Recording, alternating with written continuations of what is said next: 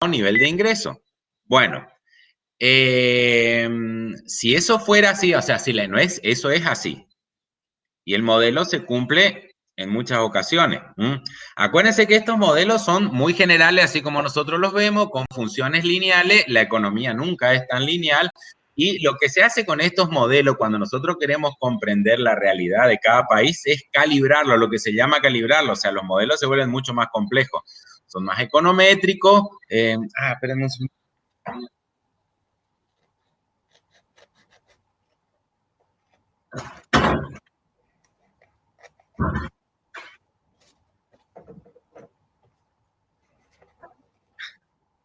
Entonces, lo que vemos es que cada variable no se comporta de manera lineal, se hace, es más, hay en el Banco Central de la República Argentina hay un modelo de economía así, o sea, hay un modelo para la Argentina donde tiene el mercado de trabajo y el ISLM está basado en la regla de Taylor, que la regla de Taylor lo que trata de hacer es anticipar el comportamiento del mercado monetario.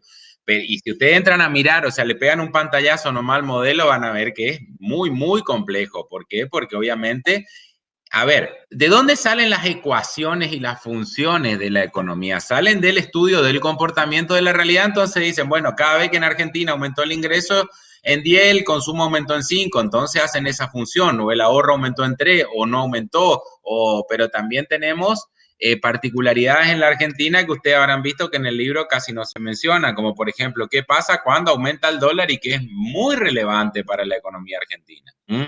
O cuando hay una expectativa de devaluación. Este término que parece medio abstracto, ¿qué es una expectativa de devaluación? Es cuando los agentes piensan que el dólar va a subir, es eso. Y entonces, si yo creo que el dólar va a subir, ¿qué es lo que yo hago? ¿Qué es lo que hago yo y lo que hace todo el país? En un momento dado, el año pasado, había 4 millones de personas comprando los $200 por día, por mes, que era lo que está permitido por el Banco Central, y estos 4 millones de personas multipliquen por 200, es una cifra importante, no había reserva y las reservas prácticamente quedaron negativas. Hasta el día de hoy es un misterio porque vos tenés, voy a entrar al Banco Central, BCRA,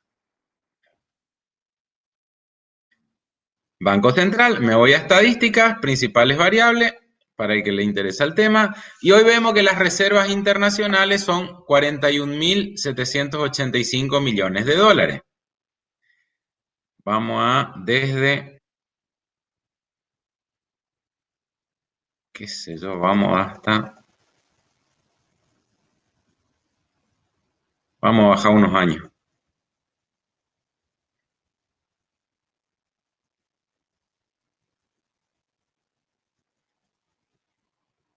Diciembre del 2014, por decir un día. Hasta el último día libre que tengo, 26 de mayo. Bueno, en diciembre del 2014 eran 31.000 millones de dólares, 33 fueron ya por el 2015,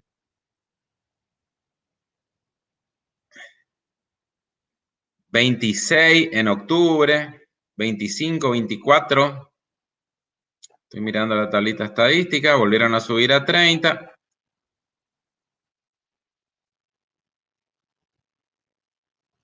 2016 a 40, ahí habíamos tenido una determinada bonanza, ahí empezaba una recuperación, pero ahí avanzamos rápido. En el 2017, que fue un año bueno para la Argentina, llegaron a los 50.000 millones de dólares. Esperen que quiero mirar algo acá, 54, 56 en diciembre del 2017. Ahí fue el famoso 28D, el día maldito, que se mandaron una conferencia poco feliz y eso hizo que 60.000 millones de dólares llegaron en febrero del 2018 y de golpe, entre abril del 2018, que estaban en más o menos en promedio en 60.000 millones, cayeron a mayo,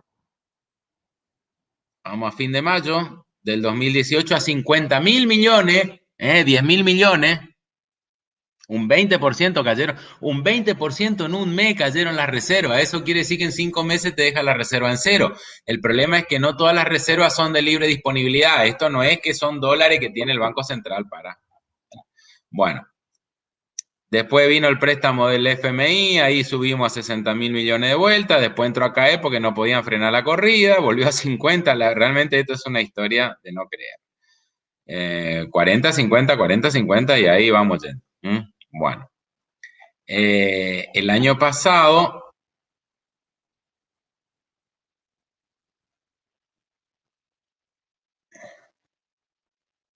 44, 42, y cuando llega a los 40.000 millones, 42, 42, 41, acá empiezan a poner los cepos. En octubre del 2020 empiezan a endurecer, 40.000 millones, siguen perdiendo reserva. 39.000 millones ya en diciembre del 2020 y bueno, 38.000 millones, seguimos en diciembre, no, en noviembre del 2020. Bueno, ¿qué es lo que le quiero decir con esto? O sea, es una variable que nosotros, ¿qué es lo que pasa acá? ¿Por qué es tan importante, por ejemplo, para nosotros? Porque la gente, en vez de generar ese comportamiento normal que nosotros vimos en los modelos, en el caso particular de la Argentina, cuando ve una situación de que hay una expectativa de evaluación, lo que hace es ir corriendo a comprar dólares. Y ese corriendo a comprar dólares implica devaluación, caída de importaciones, freno de actividad, caída del salario real, caída del consumo, porque la gente deja de consumir para comprar dólares. O sea, lo que le quiero decir con esto es que hay circunstancias particulares que no es que invalidan los modelos, sino que los modelos, así como los vemos en general, hay que agregarle determinadas cosas. En la Argentina, por ejemplo, es muy, muy importante eso. Bueno, pero lo que nosotros vimos son modelos que me están mostrando, bueno, mira, vos tenés un determinado nivel de actividad económica. Te podés pasar, o sea, podés incentivar, si vos no estás conforme con ese nivel de actividad, vos querés que la economía crezca más, bueno, vos le podés meter una política de expansión y va a ser, sí, que tengas un poco de aumento de precio, dado la curva de Phillips, que es lo último que vimos, pero vas a tener un aumento de actividad. Pero en el mediano plazo, ya vimos por qué el nivel de actividad vuelve a su nivel natural.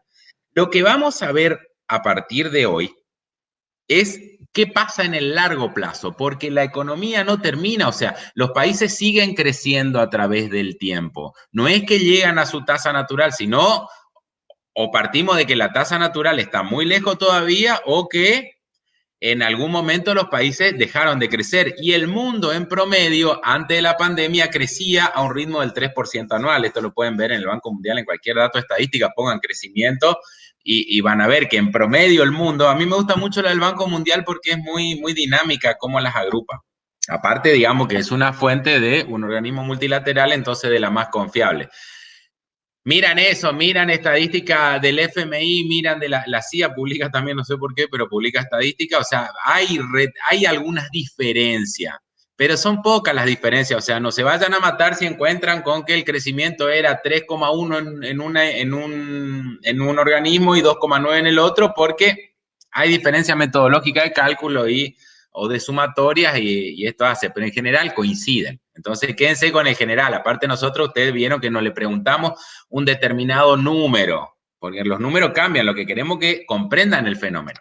Bueno, entonces, en conclusión, hasta el corto y mediano plazo lo que vimos es que se llega a un punto, a una tasa natural de desempleo. Lo que vamos a ver ahora, o lo que es lo mismo, un determinado nivel de empleo. Lo que vamos a ver a partir de hoy es el largo plazo. ¿Qué es el largo plazo? Es la manera de hacer o cómo explicar que la economía desplace esa curva de oferta, que la siga desplazando para la derecha. ¿Por qué? Porque la población crece, hay innovación tecnológica, o sea, hay cambio, y la economía sigue creciendo. Entonces, no queda, no vuelve todo a su tasa natural. Hay algo que mueve la economía y la estadística lo demuestra. Ya les digo, ante la pandemia, la economía mundial, salvo la Argentina, siempre está en lo que se llama el proceso de stop and go hace años. Es raro. Miren, ahora en el capítulo que vamos a leer, lo nombra mucho a Ghana. Ghana es un fenómeno, Ghana es un país que no crece, pero Ghana es un país pobre. Hay muchos fenómenos en el mundo. Samuelson hablaba siempre de dos fenómenos, Japón y la Argentina. Japón, un país destruido por la guerra, sin recursos naturales, fue un crecimiento que en los años 80 se llamó el milagro japonés. Si bien Japón se estancó después de los 80, se estancó a un ingreso altísimo. O sea, Japón creció desde la posguerra de ser un país imperial. Los países imperiales son atrasados, tienen poca productividad, eran en la historia. ¿No es cierto? De golpe Japón se transformó, creció, se volvió un país desarrollado y ustedes saben que la industria japonesa invadió el mundo. Casi destruyó la economía norteamericana porque los autos japoneses reemplazaban a los autos norteamericanos, la tecnología, o sea, de qué sé yo, por ejemplo, por excelencia la industria de motos era norteamericana, la Harley Davidson, las motos de punta y de golpe Yamaha, Honda empezaban a producir y de buena calidad. ¿Eh? Bueno, entonces, Samuelson siempre dijo, hay dos fenómenos que no se entienden, Argentina y Japón. Japón por esto, porque no teniendo recursos, siendo destruido por la guerra y teniendo una mentalidad imperial de golpe, metió un chip y creció. Y Argentina todo lo contrario, teniendo recursos, no habiendo tenido guerra, no teniendo problemas raciales, porque ese es un problema que en la Argentina no existe, o sea, no existe. Sí, siempre hay uno que insulta al otro, qué sé yo, pero en general la Argentina nunca tuvo estos problemas graves como tiene Estados Unidos, ¿no es cierto? Entre los negros y los blancos, Argentina no tiene porque hubo tanta mezcla de raza que, lo cual está bueno, que hace que nos consideremos todos argentinos. Las diferencias son otras. Entonces, con todas las ventajas que eran una desventaja en Japón, Argentina no creció y Japón sí. Bueno, un poco eso es lo que vamos a ver hoy entonces.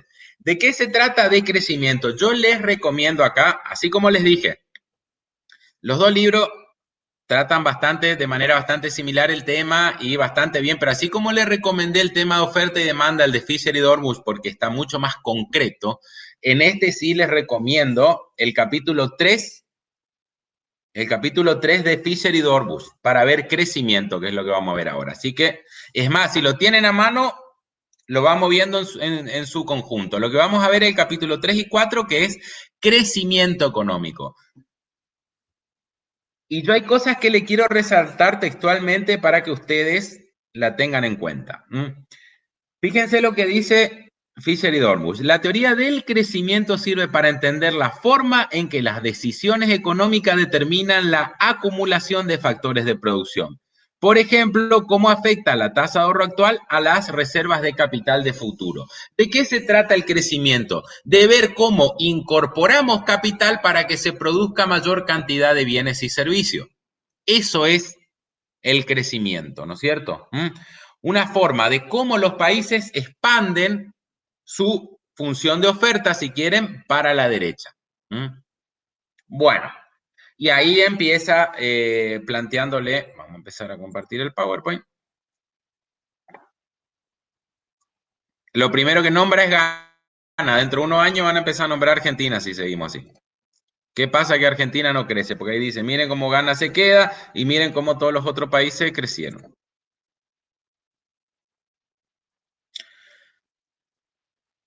Bueno, primeras definiciones. Y ya les digo, está muy claro en el capítulo, entre el capítulo 3 y el 4 está muy claro en Fisher y Dormus. Les recomiendo. Y acá Blanchard lo hace un poco extenso, obviamente. Todo sirve, pero para que tengan una comprensión más concreta del tema, les recomiendo este. Y aparte más corto, con lo cual, si le estaría viendo la cara, ya le veo la sonrisa. Y más sencillo de entenderlo. Bueno, tenemos que ver algunas definiciones primero. Ingreso o producto por persona o per cápita. Es el ingreso total dividido la población. Espérenme un ratito que ahora se me ocurrió. Econométrica. ¿Por qué? Es clave. Quiero entrar al monitor. Ese primer documento que yo les mandé, ahora salió actualizado.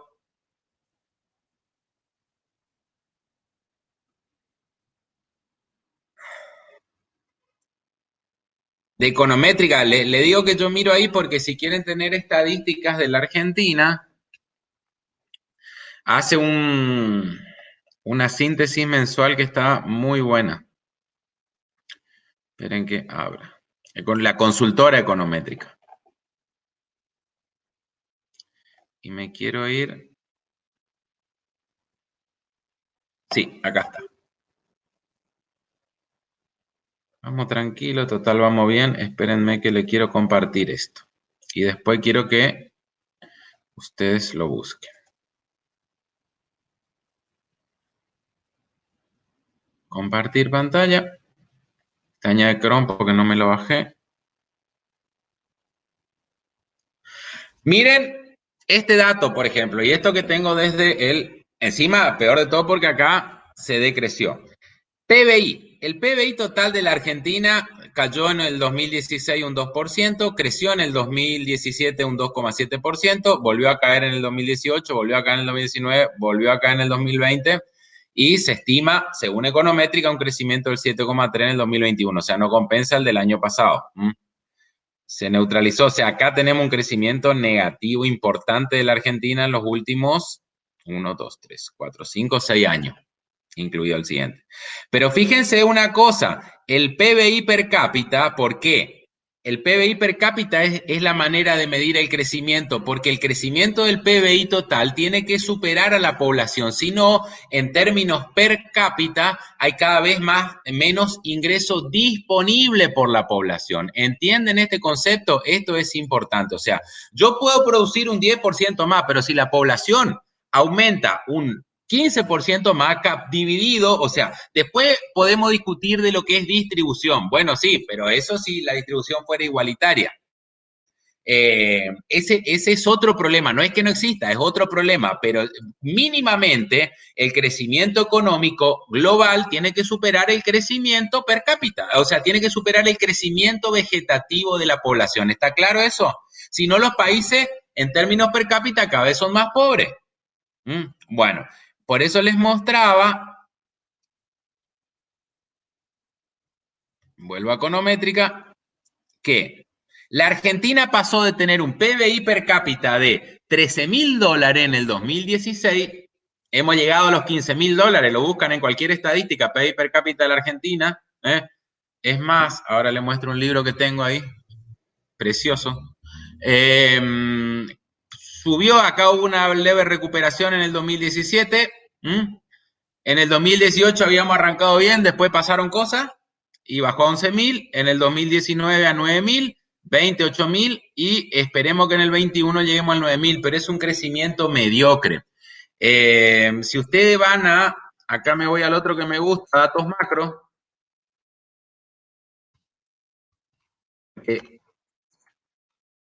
y ponen PBI per cápita, datos macro, PBI per cápita,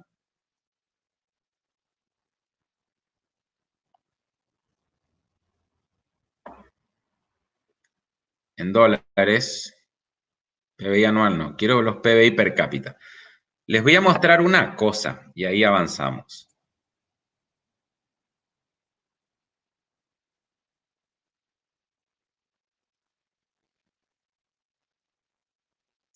¿Somos ricos nosotros o somos pobres?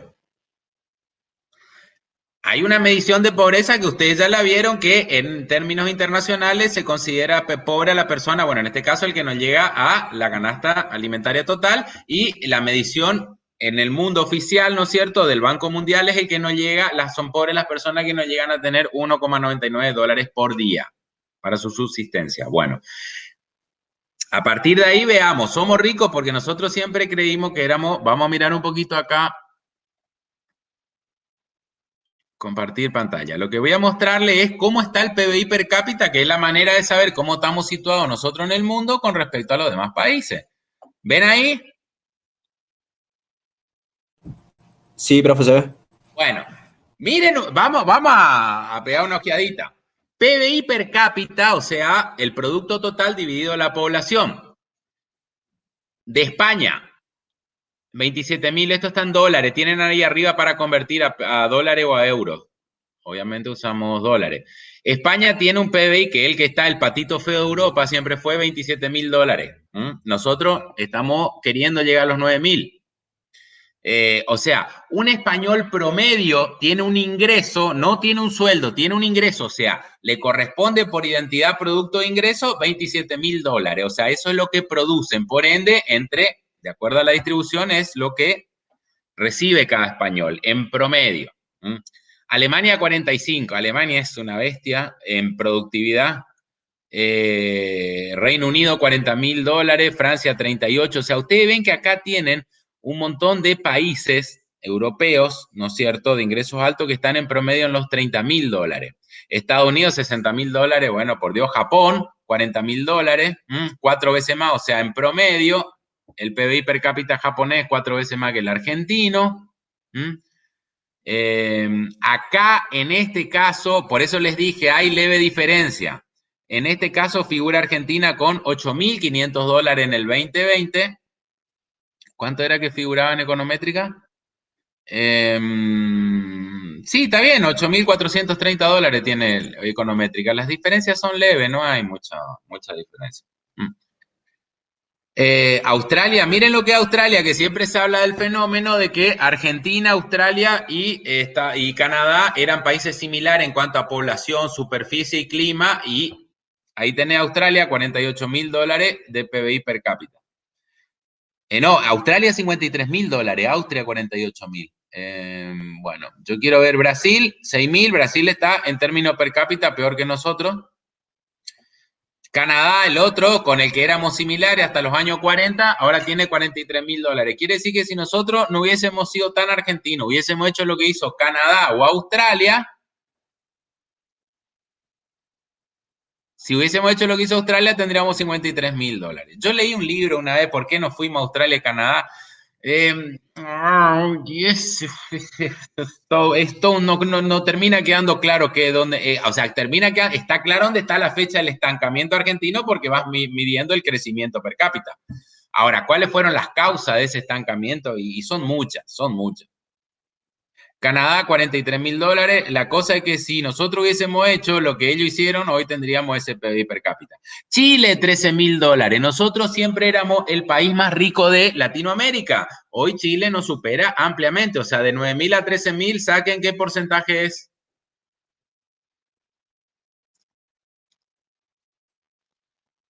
Y el otro que quiero ver, porque no voy a mirar todo, gana $2.000, que lo nombra mucho el libro. Quiero ir a Uruguay. ¿Qué país quieren ver? ¿A quién le quieren envidiar? Panamá, $15.000. La regla de Panamá. Paraguay, $5.000, pero si entran a ver el de Paraguay, a ver si está acá la evolución de Paraguay. Fíjense que Paraguay, miren esto de Paraguay. La evolución del PBI per cápita paraguayo. Bueno, Paraguay en los años 90 tenía un PBI per cápita de $1.800, $2.000. Y hoy están los $5.000. O sea, Paraguay duplicó su PBI. ¿Es bajo? Sí, es bajo.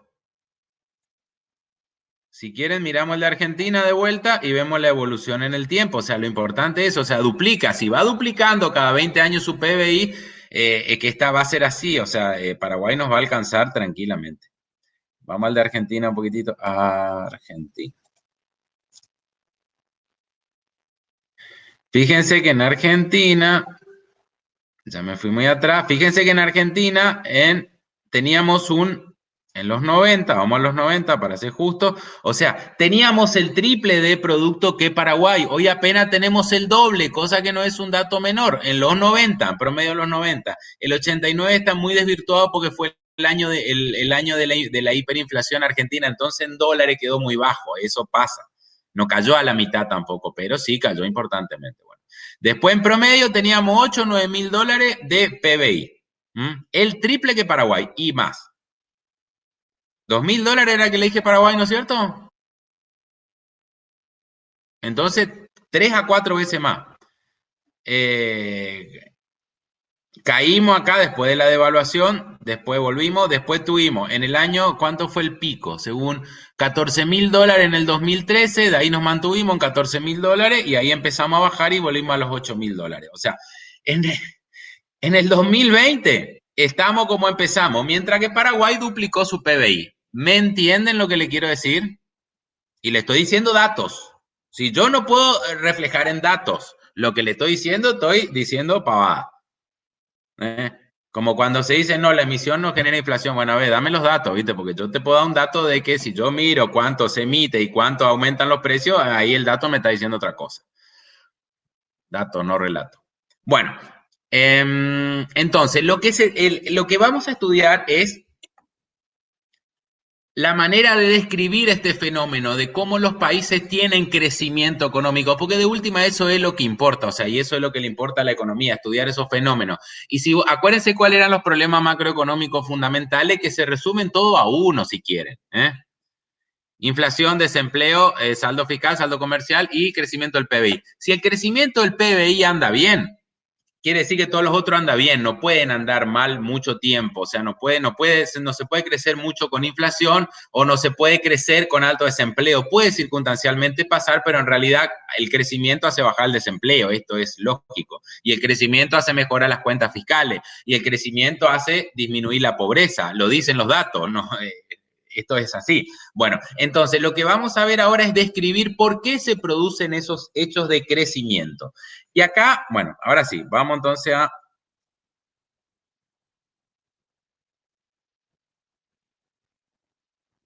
compartir. Bueno, entonces, crecimiento económico, aumento de ingreso por persona. Eso es lo que nos interesa, el crecimiento del PBI per cápita. Ese tiene que, o sea, el crecimiento total del PBI tiene que superar al crecimiento de la población, ¿no es cierto?, para que las personas en promedio sean más ricas, que es lo que nos interesa, o sea, que tenga mayor disponibilidad de bienes y servicios. Cuando Menem había hecho la campaña electoral, él decía, por los niños pobres que tienen hambre, por los niños ricos que tienen tristeza. La verdad que a mí, si los niños ricos tienen tristeza, me importa poco nada, que lo solucione con un psicólogo. Pero los niños que tienen hambre, o sea, el hambre es una restricción económica muy compleja que lleva a un montón de problemas. Pero hambre en un sentido amplio, hambre en el sentido obviamente del alimento, pero también de la vestimenta, del acceso a la educación. O sea, la pobreza es algo, o sea, la pobreza es algo que realmente hay que combatir y es lo que se está apuntando a combatir en el mundo, a que haya pobreza cero para el 2050. Yo no sé si se va a llegar con este tema de la pandemia, pero el objetivo de las Naciones Unidas es llegar a eso, pobreza cero. Porque el peor flagelo que puede tener una persona, o sea, nosotros no estamos en guerra, entonces no debería haber pobres. Bueno, aumento entonces de ingreso por persona en el largo plazo, no por hacer una política un año que expanda y después se vuelve a su tasa natural. Eh, Producto potencial es a lo máximo que podemos aspirar, es la máxima producción posible. Hoy la Argentina, bueno, estaba más o menos en un 50% de la utilización de su capacidad instalada. 40 y pico, 50. Ahora está en el INDEC, ahora tendría que mirar. No me acuerdo todos los datos. ¿Qué significa esto? De que para simplificar el caso, de que cada 10 máquinas que hay en la Argentina, 4 o 5 están produciendo y las otras 6 o 5 están paradas. Esa es la diferencia. ¿Qué quiere decir esto? Que yo con trabajo puedo ocupar esas máquinas y generar más producto. ¿Hasta dónde? Hasta el producto potencial. Hasta que ocupo las 10 máquinas. Una vez que ocupé las 10 máquinas, ya crecer va a depender de otra cosa. Porque ya puedo seguir metiendo gente a producir, pero si yo no tengo máquina para darle, la producción va a ser escasa. Yo siempre hago ese ejemplo, o sea, dale a un tipo la tierra y decirle, bueno, viví de esto. Si no le da una herramienta y le da la semilla y con su mano quiere plantar, se va a morir de hambre antes que crezca algo. Le da una asada y ya capaz que en un año te hace una hectárea o dos, ¿viste? Y ya al menos subsiste. Si le da un tractor, hace para él, para su familia, el excedente lo comercializa y crece. Esto es así. Y eso se replica en todo. ¿Mm? Bueno, entonces, el producto potencial es llegar a ocupar la cantidad de máquina, la capacidad, la utilización de la capacidad instalada existente a un momento dado. El desafío del crecimiento es cómo ampliamos la cantidad de maquinaria. Ya vamos a ver que no es solo maquinaria, pero es un factor importante que es el capital. O sea, el crecimiento se da por trabajo y por capital. Entonces, y un rezago que ahora lo vamos a ver. Pero sí o sí, o sea, esto ustedes se dan cuenta, hay que combinar los dos, trabajo y capital. Yo combino una máquina y un hombre y es fantástico lo que se produce. ¿Cómo se mide? Usando el PBI per cápita. Bueno. Característica. El crecimiento efectivo a largo plazo está determinado por los desplazamientos de oferta. Como les dije, acá ya las políticas de demanda lo que hacen es, pero tal cual lo decía Keynes. O sea, Keynes buscó siempre, o cualquier keynesiano o neo-keynesiano, traccionar la demanda para salir de una situación puntual de recesión. Pero el crecimiento a largo plazo está determinado porque la oferta agregada, esa que me marcaba una tasa natural de desempleo, se desplace, por ende la tasa natural se reduzca, generando incrementos, generado por incremento de los recursos naturales, del capital, del trabajo y por la eficiencia con la que se utilizan estos recursos. Esta eficiencia, fíjense lo que dice, depende de la tecnología, las mejoras de la organización y la mayor calificación de los trabajos, o sea, tecnología y productividad. ¿Qué es tecnología? Tecnología es un conjunto de cualidades que hacen que un productor con el mismo tiempo y el mismo esfuerzo y la misma maquinaria produzca más. ¿Por qué? Porque su experiencia en la máquina hizo que sea más eficiente, o sea, que sepa trabajarla mejor y optimizar su tiempo, o porque hubo otro incremento que no sea solo la máquina que hizo que mejora de materias primas, mejora de material, o sea, todo lo que es conocimiento aplicado a los materiales que hizo que se produzca más y mejor. Bueno, el crecimiento del PBI per cápita, ¿con qué está relacionado? Primero, el comportamiento de los consumidores con respecto al esfuerzo del trabajo y la fertilidad.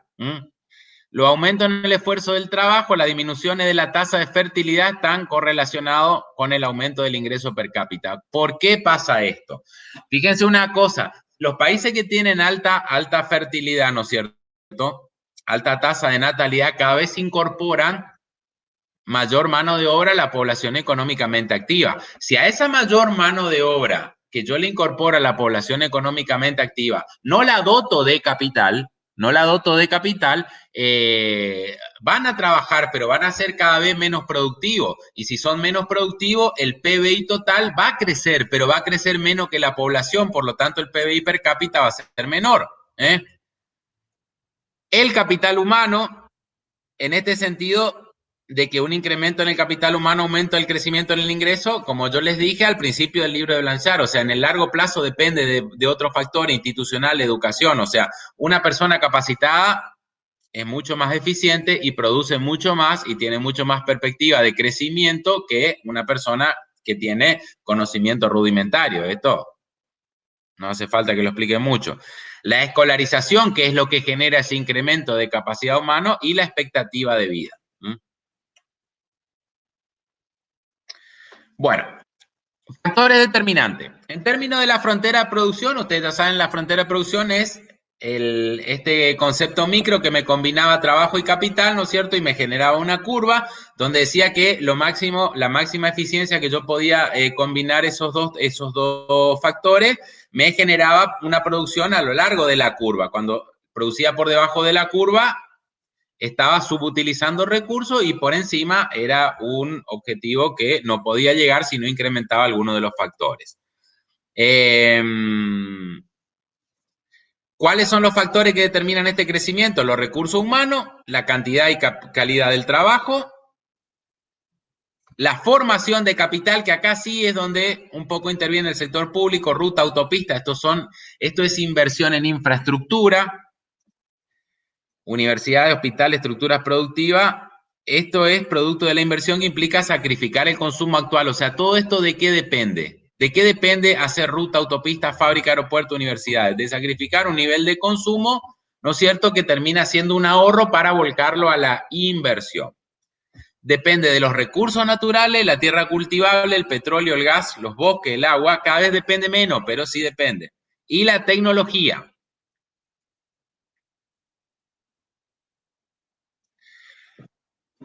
Todos estos factores mencionados se conjugan en una función de producción. La función es muy sencilla, ahora la vamos a ver. Cuando aumentan las cantidades de capital o trabajo, recursos naturales, es de esperar que aumente la producción. Y es fácil de medir. Yo veo que aumenta, o sea, yo hago un estudio empírico de cuánto produce un trabajador promedio y yo sé que si yo incorporo un trabajador promedio me fabrica 10 unidades más de producto. Entonces, si yo incorporo, ¿eso de dónde yo lo saco? Haciendo un estudio de la productividad del trabajador. Entonces, si yo después Sé que se van a incorporar 10 trabajadores más a la PEA, yo sé que se va a producir 100 más solo por ese efecto de incorporar trabajadores.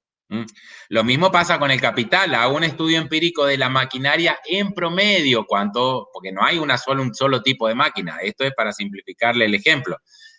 Pero hago un estudio de cuánto produce el capital existente y eso lo multiplico a medida que van incorporándose máquinas o de los recursos naturales que se vayan encontrando.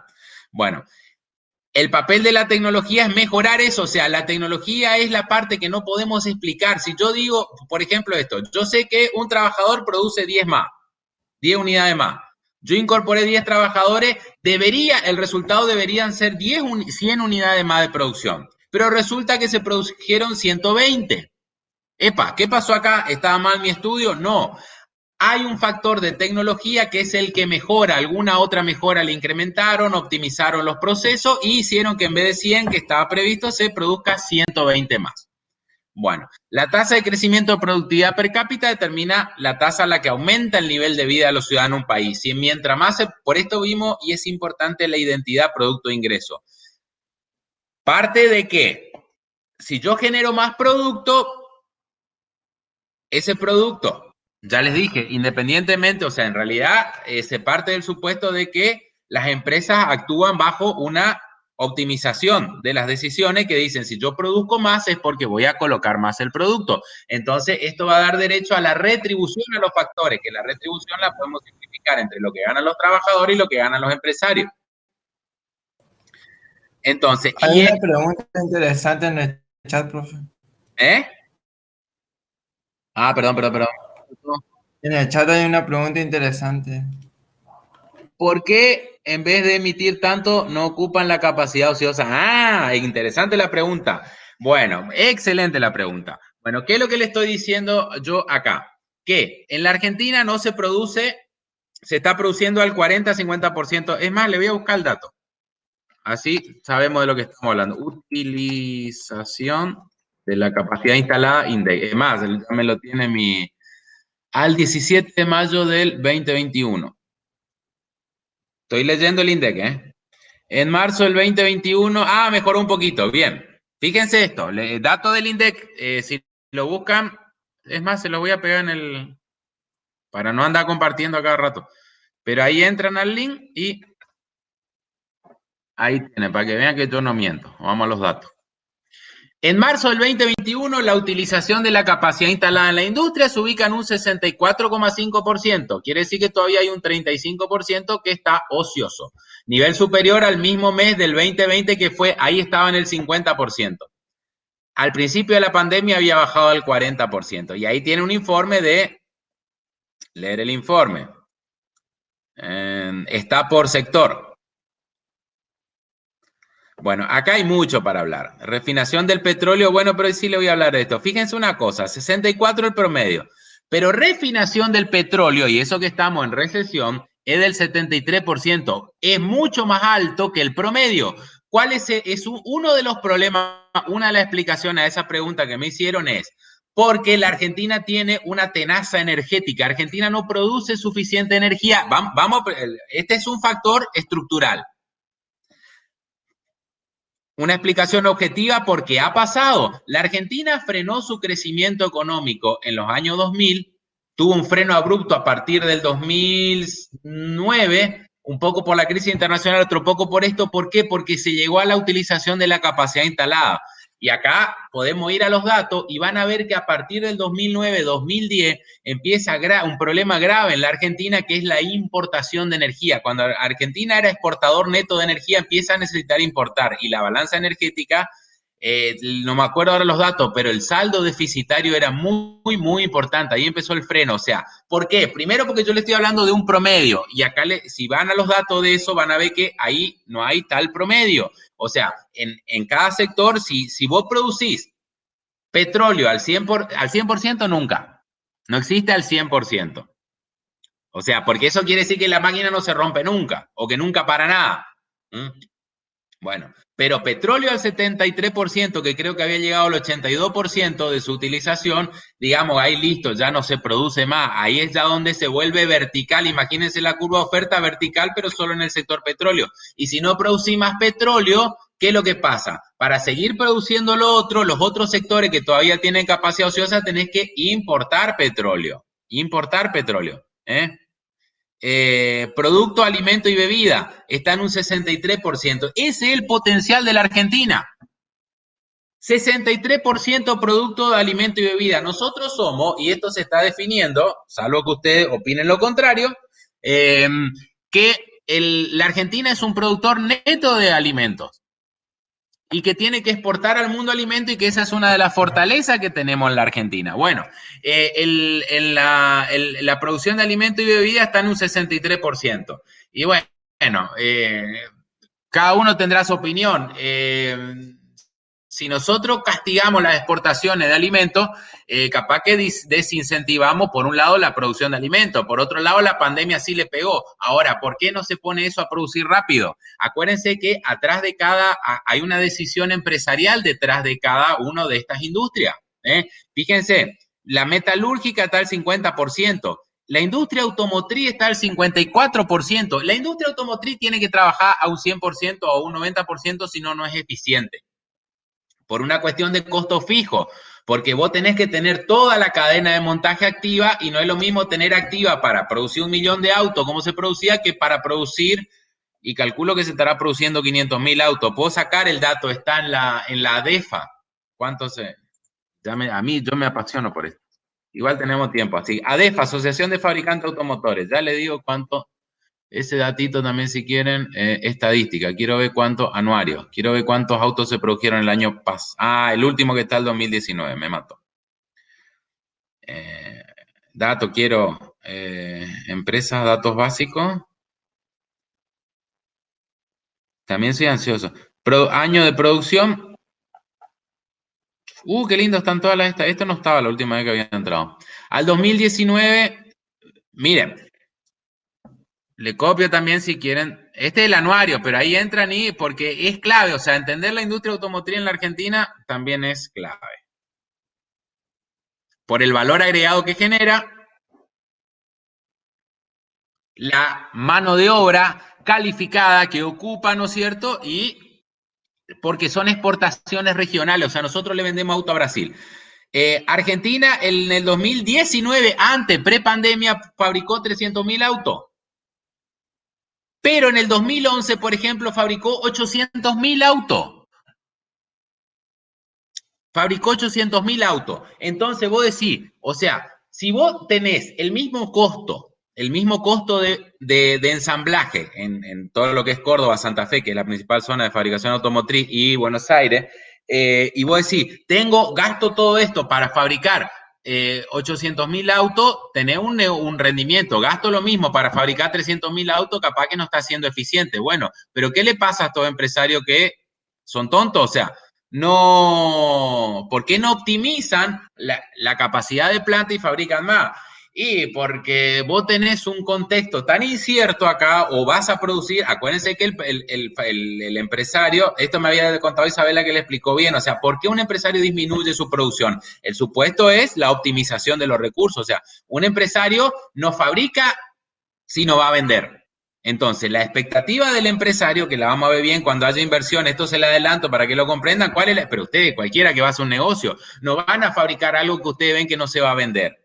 ¿Van a fabricar otra cosa o no van a fabricar? Bueno, en el contexto de la Argentina actual, yo podría fabricar 800.000 autos y no los voy a vender porque los vendía cuando había un ingreso. Fíjense una cosa, esos 800.000 autos fueron en el 2011.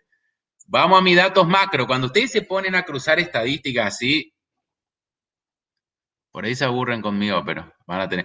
Yo fabricaba 800.000 autos cuando en la Argentina el ingreso per cápita era $12.000. Yo voy a fabricar la misma cantidad de autos cuando el ingreso per cápita es un 30% menos, o sea, $8.000 y bajando. Y no porque no los voy a vender. Y bueno, vamos a exportarlos, pero para, hermano, exportar los autos, vos necesitas que alguien a ver, yo quiero ver si está el monto global. Ventas, sí, pero está en pesos. Yo quiero en dólares, porque es importante el monto. No, pero está en pesos. Qué macana. Si estaba en dólares,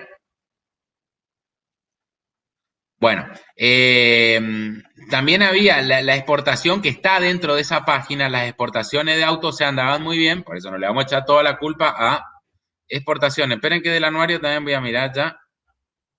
Yo producía 800.000 autos, pero en el año 2011 yo exporté, y está por monto. ¿Por qué me complican la vida y por qué no me ponen las cantidades? Bueno, pero en el 2011 yo exporté por un monto de vehículo valor FOB, yo sabía, el 70% más o menos se exportaba. Wow. 8.500 millones de dólares yo exporté en el 2011 de vehículos. En el año 2016 exporté 4.900 millones de dólares de vehículos. Entonces, a ver, por un lado, ¿por qué vamos a los sectores clave? Y el sector automotriz es un sector clave que le responde gran parte de esa pregunta que ustedes me hacen, ¿por qué la capacidad instalada está tan baja? Bueno, el sector automotriz es clave porque eso se mide por valor. Bueno, primero porque se derrumbaron las exportaciones. Mucho acá, no le echemos la culpa a todos los gobiernos, sino acá mucho es la caída de Brasil, porque el 70% de las exportaciones iban a Brasil de autos. Y si Brasil no crece, por eso es tan importante Brasil para nosotros. Brasil no crece, nosotros no le vendemos auto, entre otras cosas, y chao, a otro país no le vendemos casi auto. Hay que buscar mercado. Bueno, sí, decirlo es fácil. Ahora, no es que vos te vas con la valijita, estamos hablando de 8.500 millones de dólares, que si te baja 4.000 millones de dólares la venta, vos tenés que colocarla en algún lado. Entonces, los empresarios, ¿qué es lo que hacen? Pará, se cayó la exportación y vamos a producir menos. Producir menos es bajar la utilización de recursos. Por otro lado, bueno, volquemos al mercado interno. Pero el mercado interno, cuando yo producía eso, el ingreso per cápita era 12.000 dólares, ahora es 8.000 dólares. Y capaz que no vendamos mucho. No te queda otra que bajar la producción. O sea, va en conjunto.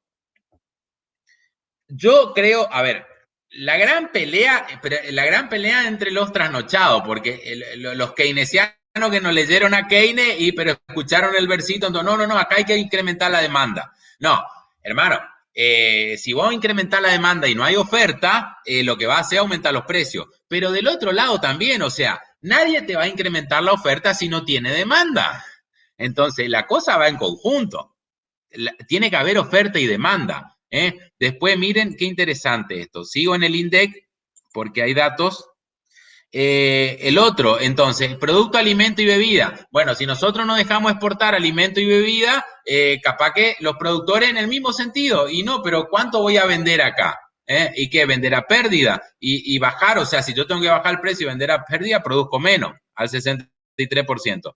Los productos textiles, eso fue una tragedia. Realmente, entre el 2002 y 2010, por la situación cambiaria de la Argentina, la producción textil era la industria de punta. Y aparte ocupa mucha mano de obra, es impresionante. Bueno, hay que fomentar la industria textil. Está produciendo el 50% de su capacidad instalada. Pero ya le digo, vos no le vayas a decir a un empresario, che, aumentá. Sí, yo aumento, pero decime dónde vendo, si la gente no tiene plata. Y hay inflación y me genera un montón de distorsión. Entonces, es una cosa conjunta, o sea, teóricamente se emite para que a partir de la emisión, y ahora vamos al plan Helvar. ¿Para qué se emite entonces? Bueno, se emitió por una necesidad, no quedaba otra. La Argentina no tenía crédito, todo el mundo emitió en pandemia. Pero en la Argentina eso no es un problema de la pandemia, lo hace siempre. Entonces emite para incrementar la demanda y que ahí traccione la oferta.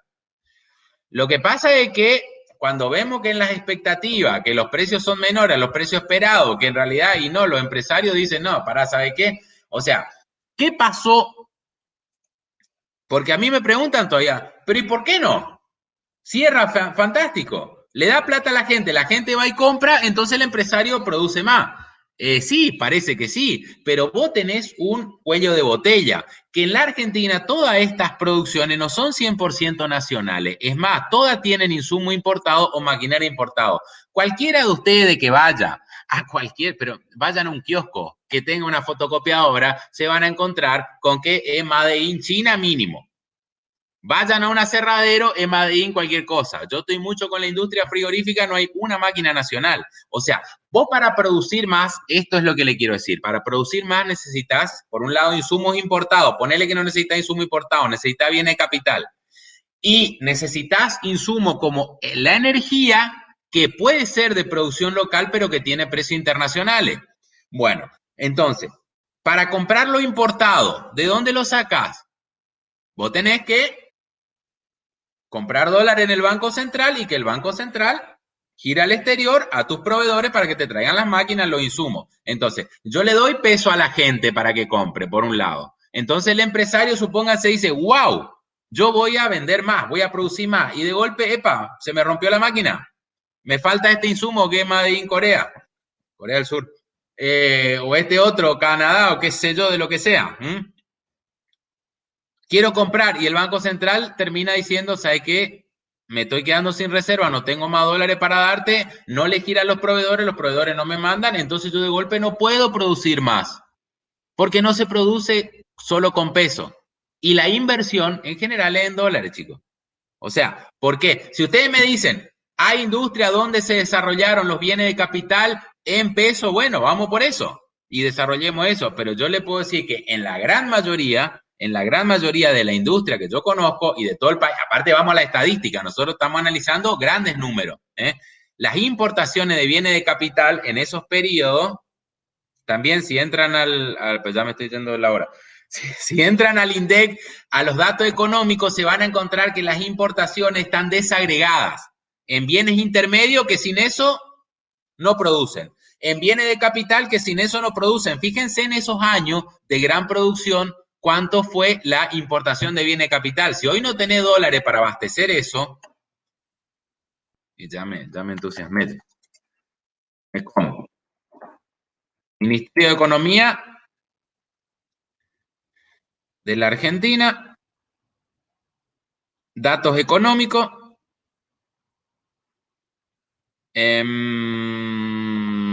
sector externo, descargar datos. Esperen que es pesadito el archivo, acá está. Vamos a descargar datos. Y fíjense cómo se va relacionando todo.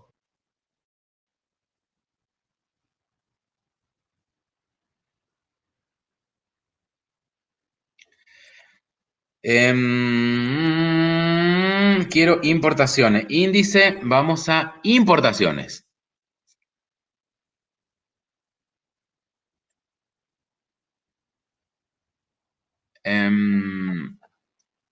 Importaciones, quiero un poquitito. Anual quiero. ¿Cómo que no es válida? Ah, ya me cambiaron el... Bueno, acá está por producto. No, yo quiero la otra clasificación.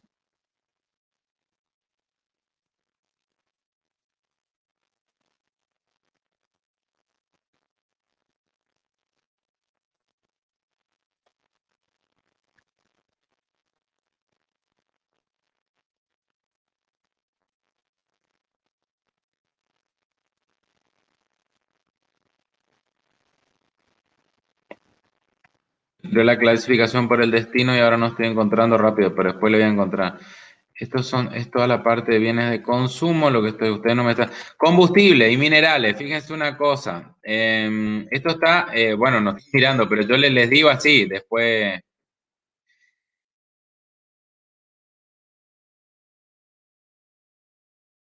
Voy a compartir esto, para que ustedes vean algo, para que vean que yo no miento. Por ejemplo, ¿por qué no se produce? Fíjense esto.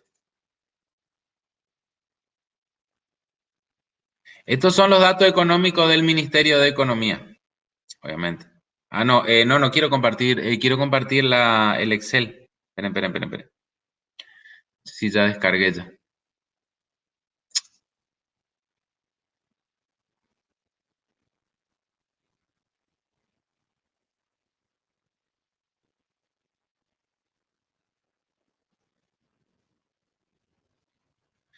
Miren el rubro combustibles, minerales.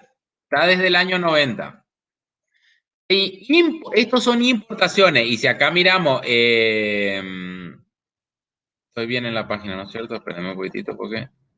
Importaciones, sí. Según el código del nomenclador. No está simplificado acá, pero obviamente que uno de los insumos que necesitamos es, ¿dónde estaba? Casas, preparaciones, combustibles. Fíjense lo que era la importación de combustible. En el 90 eran 300 millones de dólares. De golpe en el 2000, 300, 800, 700, 900, bueno, un promedio ahí me da 700 millones de dólares. Bueno, acá hubo una grave crisis. Ven cómo la crisis se ve, el consumo la importación de combustibles minerales bajó a 400 millones de dólares. En el 2004 subió a 900, al doble. En el 2005 a 1.400 millones, o sea, se triplicó desde la crisis. 1.600, 2.600 millones, subió 1.000 millones de dólares en un año, del 2006 al 2007. 4.000 millones de dólares en el 2008. ¿Vieron que yo no le miento? ¿Y eso qué? Fíjense el 2011, 9.000 millones de dólares se importaron de combustible. 9.000 millones, 10 veces más que en el año 2004. 12.000 millones en el 2013 y ahí empezaron a apretar y bueno, ahí empieza a estancarse la situación económica del país, no solo por esta causa, pero esta una, ¿por qué? Porque de golpe nosotros nos quedamos sin producción propia de combustible y este nivel de importaciones de combustible era insostenible. Imagínense que solo en este rubro se tenía que ir 12.000 millones de dólares por año y si se seguía creciendo, fíjense cuánto es la tasa de crecimiento. Crecía a razón de, no sé, 4.000, 3.000, 4.000 millones de dólares por año. O sea que para seguir creciendo en el 2014, que hubo recesión, teníamos que importar 15.000 millones. Para el 2015, 18.000, 20.000 millones. O sea, hoy tendríamos que estar exportando para seguir creciendo 30, 40.000 millones. O sea, toda la reserva del Banco Central la tendríamos que volcar en un año de importaciones solo de combustible. Entonces, ¿qué es lo que pasa? Dale plata a la gente va y compra, ¿por qué no producen más y no tengo combustible? Lo que está pasando hoy es eso, entre otras cosas, de que no le están girando los pagos a los proveedores del exterior. Hasta yo quiero ver si está la clasificación, porque esto te cambian a cada rato para que vos te pierdas. Herramientas útiles son bienes intermedios, eso poquito. Reactores nucleares, wow. 9.000 millones. ¿Cómo que no? Y aparatos y todo lo que tenga que ver con esta industria. Máquinas, aparatos, material eléctrico, sus partes. Acá me gustó más. Fíjense la dependencia. Volvemos a los mismos años, le muestro. 2004, 2005 se importaban 3.000 millones de máquinas, aparatos, material eléctrico, sus partes. 5.000, 6.000, 4.000, 6.000, 8.000, 7.000, 8.000, 7.000, 8.000. 8.000, o sea, sí o sí, lleva, súmele esto, la parte de combustible, o sea, es muchos los dólares que necesita para ahí, ¿por qué no reemplazamos eso? Y bueno, es fácil decir, yo una vez me agarré con un colega acá, porque, no, pero bueno, hay que empezar a producir, sustituir importaciones, qué fácil. Buscame 5 tipos que fabriquen, que pongan a explorar petróleo, que monten la máquina y que me saquen en 3 meses, una producción equivalente. Eso no funciona así, ustedes saben que no funciona así. Entonces, en el corto plazo, la sustitución de importaciones es una utopía. El sueño de la Argentina fue sustituir importaciones, pero es una utopía. ¿Ven cómo, chicos, vieron que, a ver, convengamos que esto fue bastante improvisado? ¿Ven que yo les muestro, en tal año pasó esto, creció esto, y llegó la restricción externa, ¡pum! Por eso entonces no se pone a producir, porque tenés un montón de restricciones que hacen que el empresario diga, para que yo no puedo producir porque me quedo sin energía, sin autoparte, porque el nivel de ingreso está bajo, por ende el nivel de consumo, y sumado a eso, Brasil, que nos compraba mucho auto, también está bajo, y por eso, por ejemplo, los autos, o en la industria textil, o en esas industrias mano de obra intensiva que son las que traccionan mucho la actividad. No sé si contesté en parte la pregunta. Obviamente, obviamente, una cosa debía acompañar a la otra. Yo creo que los incentivos a la demanda están bien en un contexto donde te generan un incremento de la oferta. Eso vos lo tenés que medir. Ahora, si la oferta no da para más y vos le querés seguir dando plata a la gente para que compre, pero los tipos no pueden producir, nadie no quiere producir por malo para que la gente, o sea, no existen esas cosas. O sea, el empresario quiere ganar como el trabajador quiere ganar. Todos quieren ganar plata. O sea, de eso se trata, ¿no es cierto? Ganar, vestirme, comer, la casa. No sé por qué en Argentina uno se siente culpable por eso, no debería. Y ganar más es mejor, porque más produzco. Ganar por derecha, por derecha. Entonces, ¿pero qué pasa? Entonces yo no por mal, no, yo quiero que la gente pase hambre o no se vista, entonces no voy a producir. Entonces lo que yo hago no, el tipo ve, no, pero ¿qué voy a producir? Y si produzco más, hasta acá llego. Y si llego hasta acá, después tengo que echarle al tipo cuando ya no pueda importar insumos. Y si le echo, tengo que pagar doble indemnización, me va a salir más caro que lo que produje. Hay un montón de factores que son institucionales, que no son una ecuación, que hacen que se genere esto y se lo estoy mostrando con datos, chicos. Con datos así, ni siquiera me puse a escribir el paper.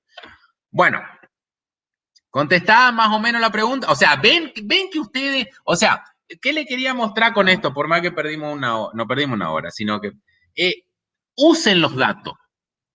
Usen los datos y fíjense, a ver, acá se produjo mucho, ¿qué pasó? A ver, el modelo me dice que esto, a ver, ¿y cómo fue esto? ¿Y cómo fue? Todavía no vimos sector externo, pero no, es lógica la relación que yo le digo, si dependemos mucho del sector externo, le hubiese mostrado, ya queda para usted. Fíjense en esos años de crecimiento de la Argentina, cómo subió el total de importaciones. La tasa de importación de Argentina crece más que el producto. Esto le lleva a un estrangulamiento por falta de dólares. Porque crecen más los productos importados que lo que podemos exportar, entonces en un momento te van a faltar dólares. Si te faltan dólares, crácate. Se terminó tu crecimiento. Esto es la famosa, si cuando ustedes escuchen hablar de la restricción externa, se trata de esto, que la Argentina crece aceleradamente, le ha pasado en muchos periodos y se queda sin dólares para seguir creciendo. Entonces, el freno pero el freno es brutal. Pasó en el 2001, pasó en el 2014, no se sintió tanto, pero pasó en el 2018 y si pasó en el 89 y pasó y le puedo seguir nombrando. Y de eso bastante conozco. Otros países lo sortearon. ¿Cuál era que estábamos? En este. Bueno, seguimos. Entonces, ¿de qué se trata? De ir sorteando eso y de seguir creciendo. O sea, ven que con política de demanda, en el caso práctico, no da para... Política de demanda, eso. Demos plata a la gente, así se produce más. Y bueno, sí, se produce siempre y cuando hay capacidad ociosa, con todos los factores ociosos y perspectiva de largo plazo. Bueno. Tecnología, ¿qué es la tecnología? El factor relevante en el crecimiento. En la historia los inventos que han incrementado la productividad son la máquina a vapor. O sea, la revolución industrial empieza con la máquina a vapor, esto ya lo saben de historia. Una rueda que se puso a girar y que de golpe fabricaba cosas que antes todo era artesanal, cambió el mundo. Para bien o para mal, en realidad en principio lo cambió para bien y para mal y después lo terminó cambiando para bien. Las primeras ciudades nacen a la necesidad de mano de obra que tenía que estar al lado. Fíjense que esto estamos hablando del año 1840, Inglaterra, que se propagó rápido a Francia. ¿Qué pasó? Se descubrió, se hizo la máquina a vapor, ¡pum! Por un lado el ferrocarril, buenísimo. Por otro lado, la industria de base de la revolución industrial fue la textil. Empezaban a hacer, generar vapor, hacer girar y hacer tela industrial. Pero necesitaban mucha mano de obra, entonces la gente que vivía en los sectores rurales de Europa se fue mudando a las ciudades y vivían, imagínense, en condiciones de hacinamiento que eran... No tenían servicios públicos, yo digo, pobre gente, o sea, ¿qué es lo que hacían? Buscaban 2 o 3 maderas, armaban una choza y vivían ahí en el piso de tierra, sin nada, trabajando de sol a sol. Por Dios, era terrible. A la orilla de los ríos, por la cuestión fisiológica, así que tomaban el mismo agua donde estaba tomando uno, otro estaba, ya saben, y bueno, así se vivía mal, pero bueno, eso fue mejorando, después las ciudades se fueron desarrollando de mejor manera. O sea, pero fíjense una cosa, el mismo esfuerzo con incorporación de tecnología hizo que la productividad argentina fuera, puff. Bueno, acá yo no, ahí tienen, esto, lectura obligatoria para ustedes. La convergencia, léanlo porque me gusta el caso, pero yo quiero pasar al menos a darle la función, ¿no? Y cualquier cosa después me preguntan. En la página 56 y 57 del libro de Fisher, tienen la convergencia de la economía estadounidense y japonesa. ¿Qué es lo que le muestra ese milagro japonés? Cómo fue creciendo y lo que le muestra también, o sea, de cuál es la diferencia. O sea, Japón incorporó mucho más capital per cápita. Esto en síntesis. Léanlo bien y entiendan ese artículo porque está muy interesante y se suele preguntar también. Entonces, ¿qué hizo Japón? Se vio destruido, entonces entró a incorporar capital para tratar de crecer y al final va a terminar acercándose a Estados Unidos. Por eso vamos a ver, prefiero ver ir ya a la ecuación. Bueno, esto sí, bueno, hay varias citas. Este capítulo léanlo con atención, realmente es muy interesante. Aparte, a ver, las ecuaciones son sencillas, pero realmente las enseñanzas que tiene el capítulo. En el corto plazo, dice Stiglitz, acabar con una recesión o solucionar una situación de desempleo puede provocar un aumento del ingreso entre el 5 y 10. Pero eso en un año, eso lo ven en el crecimiento argentino.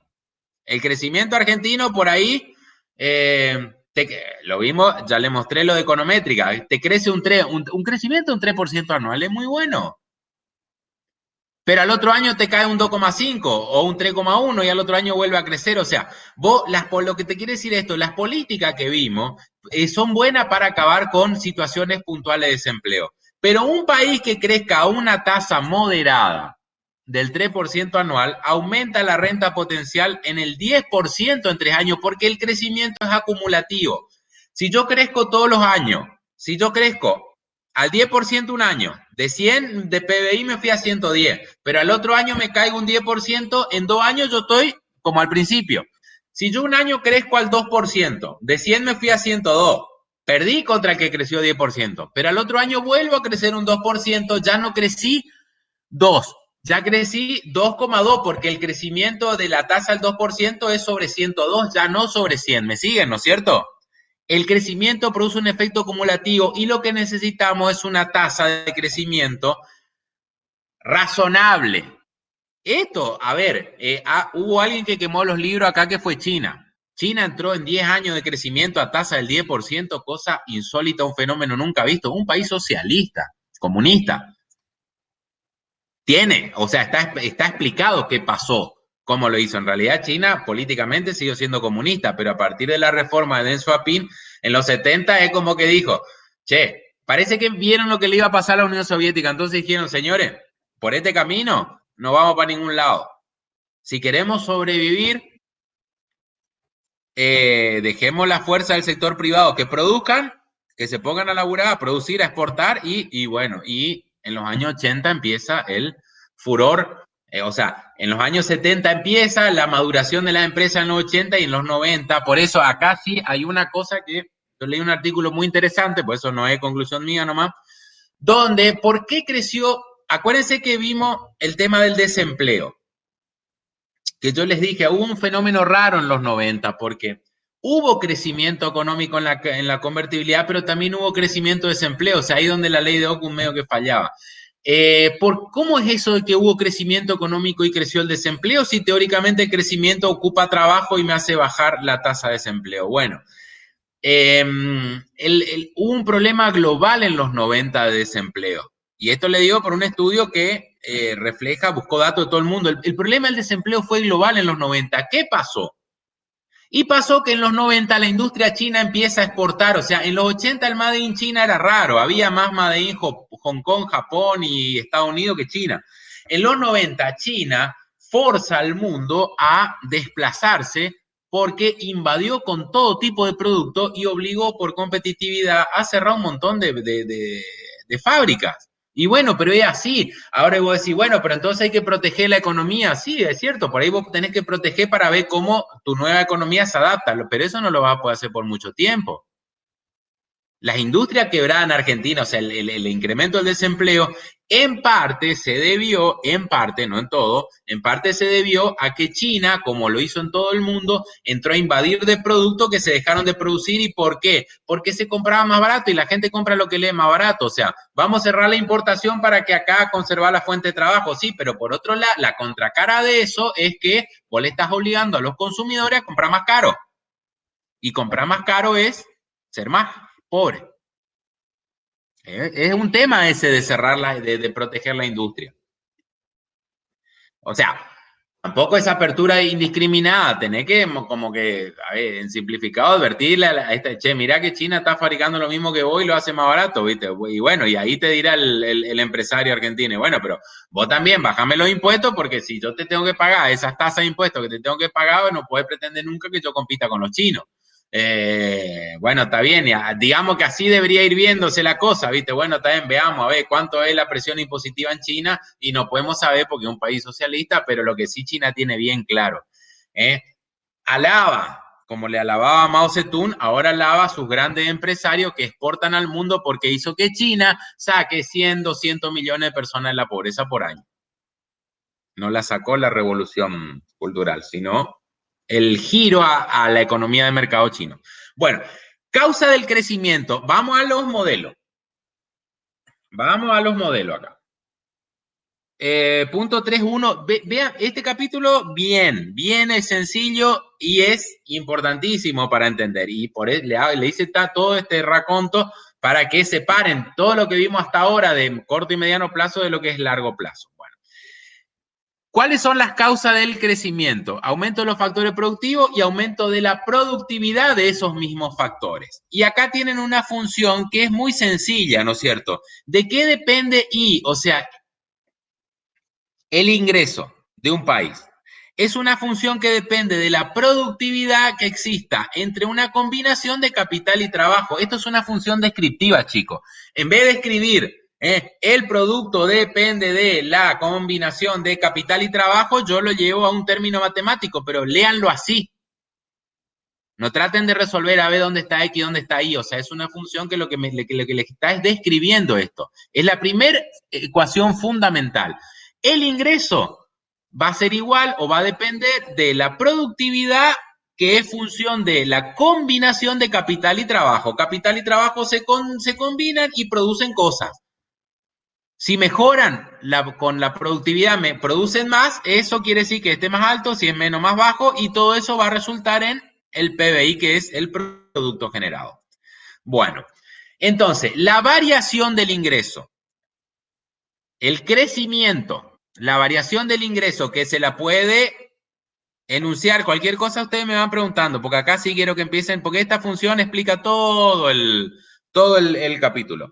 La variación del ingreso, entendida como incremento del ingreso sobre el ingreso anterior, ¿no es cierto? Esto me da la variación, esto es un porcentaje, cuánto creció económicamente el producto. Depende de 1 menos B, B es el coeficiente de participación, ¿no es cierto? De la participación del trabajo, o sea, del incremento de trabajo, el incremento porcentual de trabajo, que es el incremento de trabajadores sobre los trabajadores que ya estaban, ¿no es cierto? Este es el porcentaje, o sea, por un lado está explicado, en un porcentaje está explicado por esto, en el porcentaje restante por la participación de capital, más el progreso técnico, que es un factor exógeno. ¿Se entiende la fórmula? Pregunto. ¿Se entiende? Sencilla.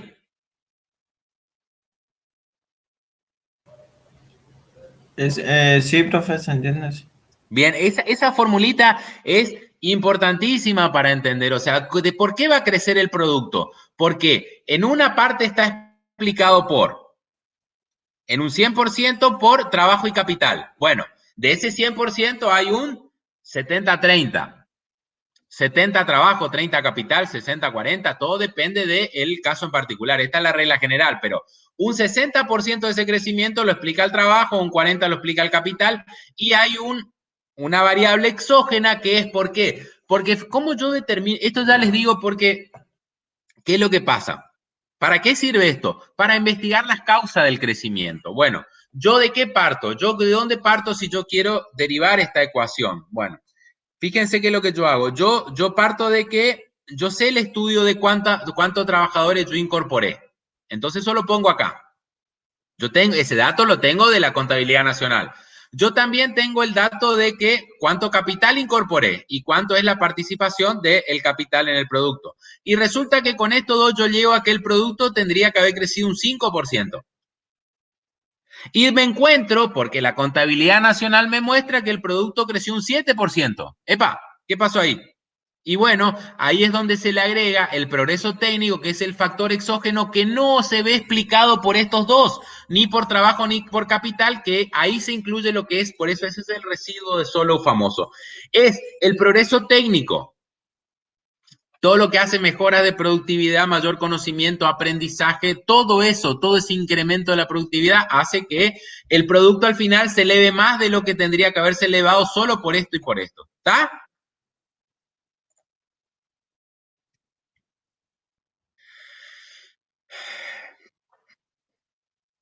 Acá les da, bueno, un ejercicio, se reemplazan por número, dice si el estado de capital se hubiese incrementado, este lo dejo para que hagan ustedes, pues. Yo quiero avanzar un cachito al menos, porque quería terminar hoy, pero no va a dar tiempo para terminar.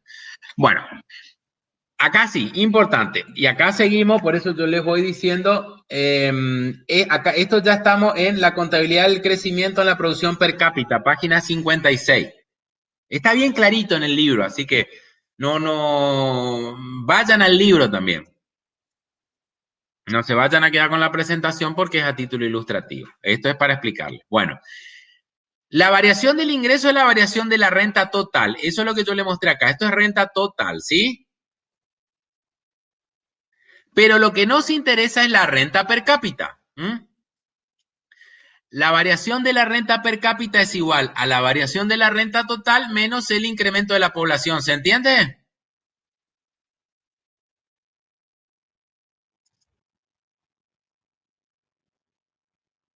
¿Se entiende o no? Piénsenlo. Esto es ¿Podría variación explicar de un la renta poquito? total. ¿Eh? ¿Puedes repetir esa parte, por favor? Bueno, yo les dije que el crecimiento se mide a largo plazo, lo que nosotros tenemos que buscar es un incremento de crecimiento per cápita, ¿no es cierto? Hasta ahí estamos. ¿Por qué? Porque tenemos que lograr que el producto crezca más que lo que crece la población. Bueno, primero vamos a ver cómo calculamos el crecimiento per cápita. Bueno, en esta ecuación nosotros demostramos cómo se da el crecimiento total del producto, que es variación del ingreso sobre el ingreso, que es explicado por trabajo, por capital y por progreso técnico. Bueno, pero a la que a nosotros nos interesa no es el ingreso total, o sea, sí nos interesa, porque de este partimos, no nos interesa, obviamente nos interesa. Partimos del ingreso total y de ahí tenemos que llegar a el ingreso per cápita. Eso es la variación del ingreso per cápita o del PBI per cápita. Entonces, la variación de la renta per cápita o PBI per cápita o ingreso per cápita, acuérdense que son conceptos similares, es igual a la variación total, esa que se veía explicada en esta fórmula, menos el crecimiento de la población. Eso me va a dar la variación per cápita. ¿Sí? Si al total le resto la variación de la población, ya tengo cuánto creció por encima de la población, o por debajo si me da negativo, si esta tasa es mayor. ¿Mm? Si esto creció un 6%, pero esto creció un 3%, la renta per cápita creció un 3%. ¿Se entiende? Sí, profe, ahora sí. Es eso nomás, o sea, a la renta total, o sea, a la variación total le resto la per cápita, o sea, ya le habíamos, fíjense ahí, por eso le mostré el incremento,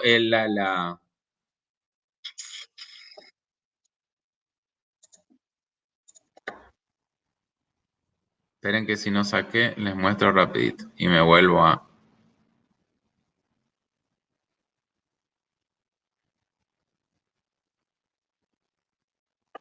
Yo saqué el dato macro que le estaban mostrando.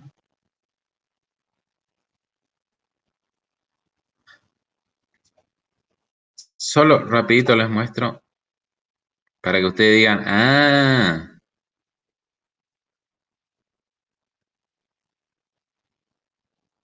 ver, ¿qué me están preguntando? ¿Ustedes ven lo que está? ¿Ven o no ven lo que? Avísenme. Sí, ven, sí. Pestaña de Chrome. Bueno, fíjense, la que quiero volver a compartir es la de Ahora no se datos. está viendo, profe. No, ahora no, porque yo le quiero compartir esto para que vean, para que ustedes comparen. Fíjense, ahí ven datos macro, ¿no? Ahora sí, Fíjense profe. que la renta argentina total, esto es el PBI total, en dólares. Bueno, el 2011 creció un 6%.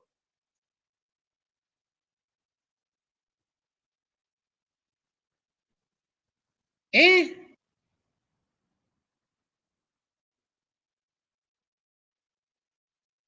No, pues,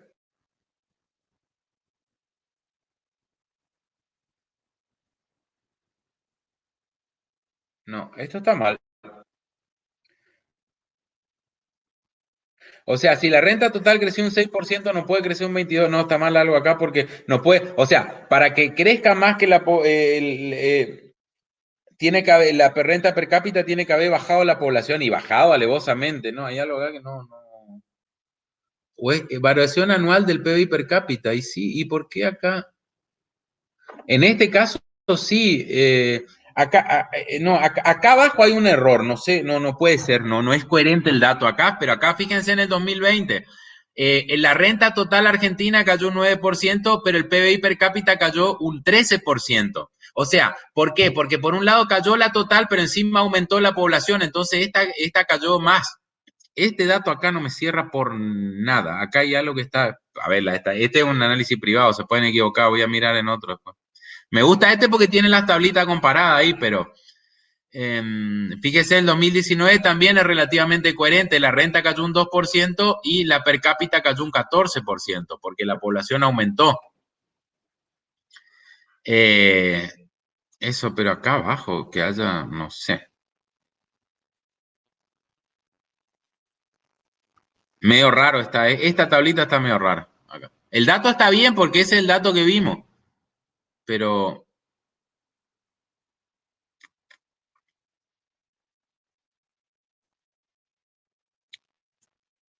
Y sí, y aparte...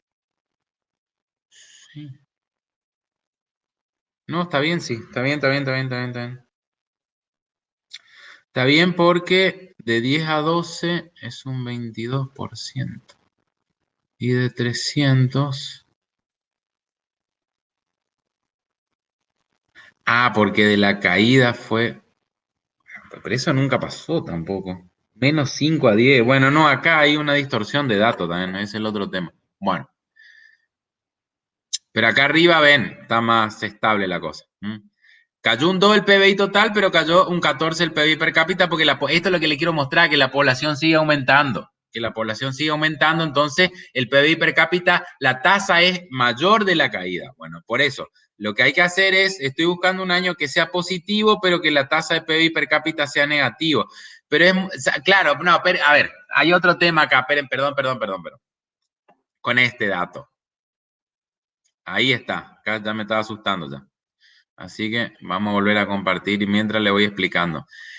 Es muy probable que ahí no tenga el dato del crecimiento vegetativo año a año, sino tomado el censo cada 10 años. Entonces está dividiendo siempre sobre la misma población, ¿me entienden? O sea, los censos se hacen cada 10 años. Lo que vos tenés que hacer en el medio es estimando un crecimiento vegetativo. A mí se me hace que ahí está algo porque demasiado saltan los datos.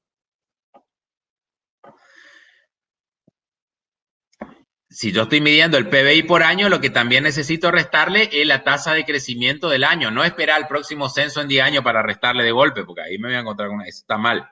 Bueno, entonces, la variación del PBI per cápita es la variación del PBI total menos la tasa de crecimiento de la población. Entonces, como vimos en la ecuación esa que le mostré, que la variación total del PBI es una parte explicada por el trabajo y otra parte por el capital más el progreso técnico, yo primero acá reemplazo, ¿ven? Reemplazo la variación del ingreso total por su ecuación, que la vimos recientemente. Más, menos el crecimiento de la población que viene acá, dado. Saco factor común, crecimiento de la población, ya que acaba un paréntesis que me comí. Acá un paréntesis porque le resta todo. Porque crecimiento del ingreso es todo esto, entonces va todo entre paréntesis.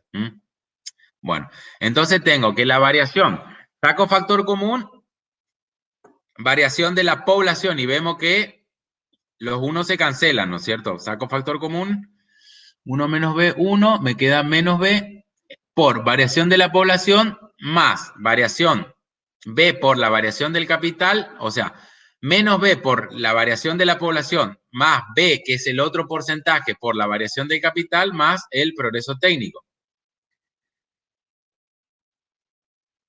Sacando factor común B, de los dos me queda que la variación del ingreso per cápita es igual a B por paréntesis, factor común de ambos miembros, variación de el capital sobre capital total menos la variación de la población, que esto es lo mismo que el capital per cápita, así como acá.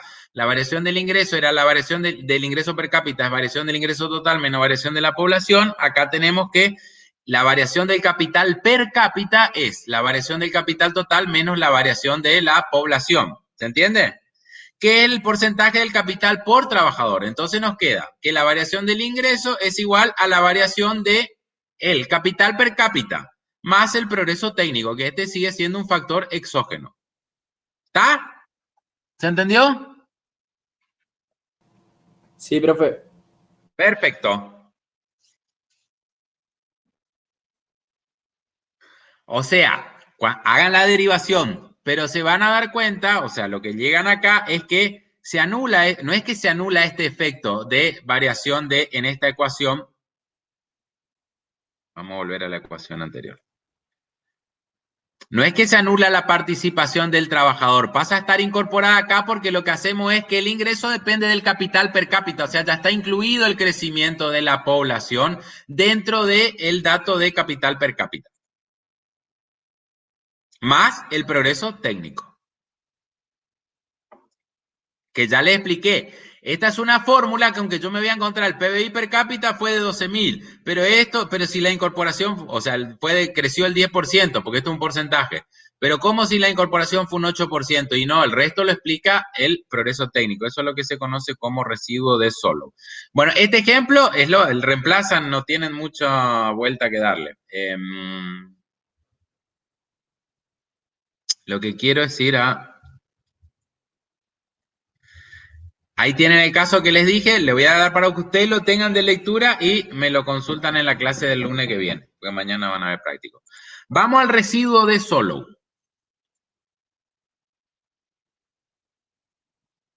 El residuo de Solow permite determinar la incidencia del progreso técnico por diferencia. Yo ya les expliqué de dónde sale esto. ¿Qué datos yo obtengo acá? O vamos a la fórmula total, solo para que ustedes vean cómo está descrito el tema. Vamos a esta fórmula. A la original. O sea, no per cápita, el crecimiento total. Yo les dije, yo me voy a encontrar con una tasa de crecimiento. ¿De dónde? De los datos de la Contabilidad Nacional del país. Voy a encontrarme con los mismos datos estadísticos con una tasa de crecimiento de, obviamente esto es población económicamente activa, es la que se incorpora al trabajo, la que produce. Y me voy a encontrar con una, esa es la que produce, digamos. Y me voy a encontrar con una dotación de capital. Pero resulta que la suma de estos dos me da menos que esto. Entonces, ahí es donde se explica el progreso técnico. Ahora vamos a...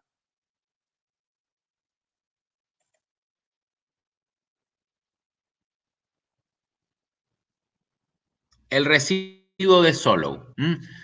La variación del ingreso entre 1909 y 1949 fue del 2,9% anual, distribuido. En variación de capital, 0,32. Y variación de la población, 1,09. O sea, esto es el dato que nosotros tenemos para explicar esto. Entonces, la diferencia es el progreso técnico. El residuo de Solow permite determinar la incidencia del progreso técnico por diferencia. ¿Cómo sabemos cuál es el residuo de Solow? Y lo despejamos. Despejamos el progreso técnico y ¿a qué conclusión vamos a llegar? Que la variación del porcentual del ingreso menos la variación porcentual de la incorporación de capital menos la variación porcentual de incorporación de la población, esto en su proporción, ¿no es cierto?, me va a dar lo que generó el porcentaje que le atribuimos al progreso técnico. ¿Me entienden? O sea, yo analizando la contabilidad nacional, yo parto de que este dato tengo, y este lo saco por diferencia. Así se calcula el residuo de Solow, o sea, cuánto incidió el progreso técnico en ese crecimiento económico. En lo que no está explicado por capital y por trabajo, está explicado por progreso técnico por diferencia. ¿Se entendió? Chicos. Sí, profesor, se entendió. Sí, es sencillo. Chicos, ven, esa fórmula es sumamente sencilla y es sumamente lógica. La acumulación de capital es importante, pero también el progreso técnico. ¿Por qué? Porque estudió cuánto generaba la acumulación de capital en el crecimiento, estudió cuánto generaba el incremento de la población en el crecimiento del PBI, y resulta que el PBI creció más. Entonces, la otra parte, el 1,49, ¿de dónde salió ese 1,49?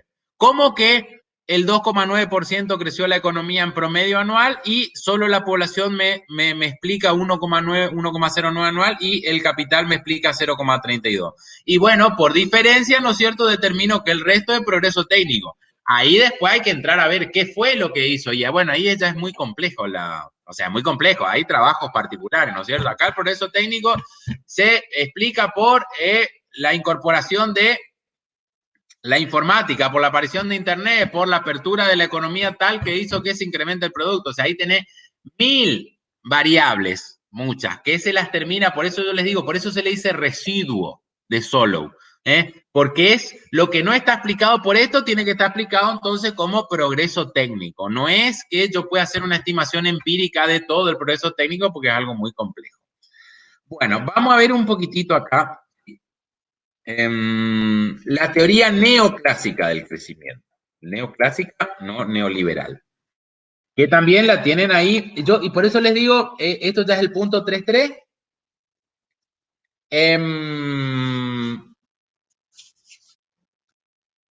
Vamos, ¿qué hora es? Sí, podemos ver. Los otros factores que inciden al aporte de capital y trabajo, pero que no están explicados en esa fórmula, son los recursos naturales, que ahí tienen en la página 59, y el capital humano, pero que, a la larga, si quieren encontrar todas las explicaciones, están dentro del progreso técnico. O sea, todo esto termina repercutiendo en progreso técnico. Bueno, vamos ahora a ver la teoría. Ahora sí vamos a ver un modelo, ¿no es cierto? Un modelo de explicación de crecimiento. Esto es lo que vamos a ver acá. Y como todo modelo tiene supuesto, pero supuesto que después van a ver que como el shock de oferta, o sea, podemos explicar cómo repercute por más que no esté en el modelo. Bueno, la teoría neoclásica del crecimiento surge de la investigación realizada entre el 50 y 60. Centra su atención en la acumulación de capital y su relación con las decisiones de ahorro.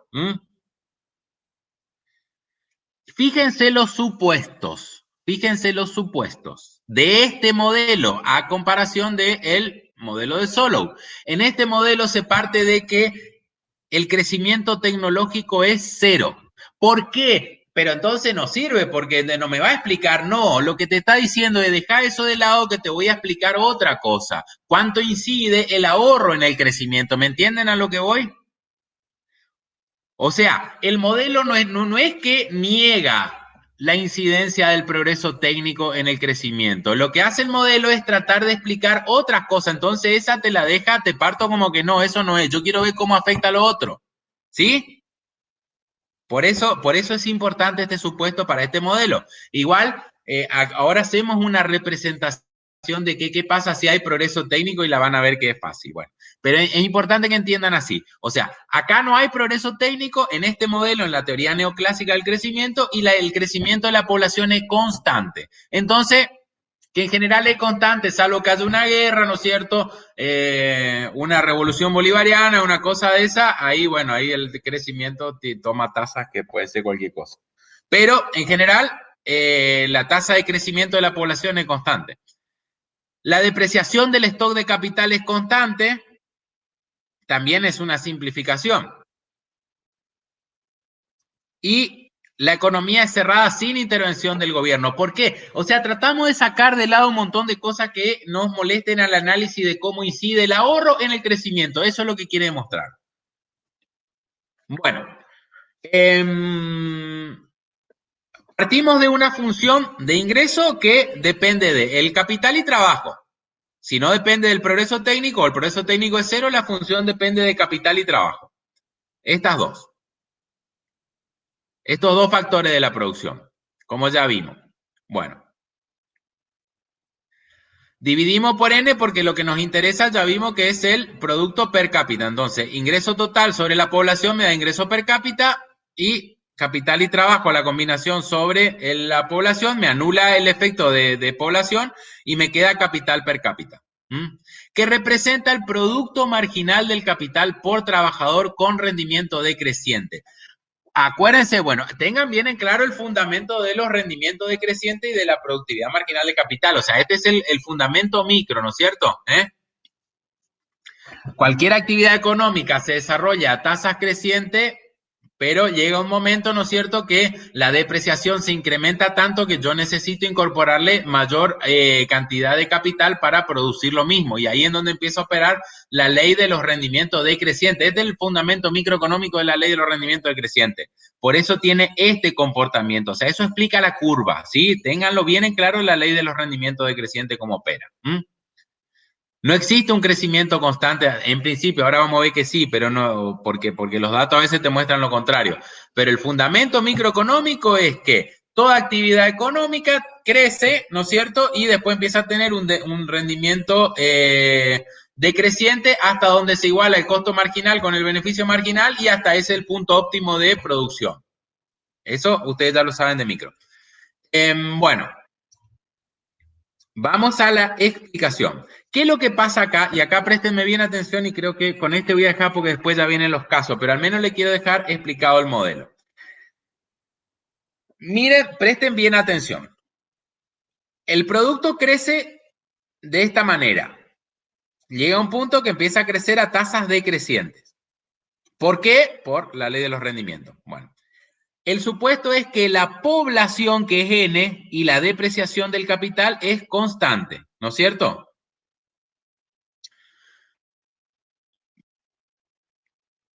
Yo voy creciendo, o sea, yo voy produciendo a través del tiempo y la población va creciendo, ¿no es cierto? Una tasa constante y la depreciación a tasa constante. O sea, si yo tengo una máquina, una máquina que vale 1.000 pesos, la amortización de esa máquina, la depreciación, el desgaste, no la contabilidad de amortización, el relativo desgaste que me termina afectando al producto y que yo lo tengo que reponer, o sea, la definición económica, ¿no es cierto?, de depreciación. Si yo le digo, se depreció un 10%, quiere decir que esa máquina opera un 10% a un menor rendimiento que lo que operaba el año pasado. Eso significa la depreciación de un 10%. Y que yo tengo que reponer ese 10%.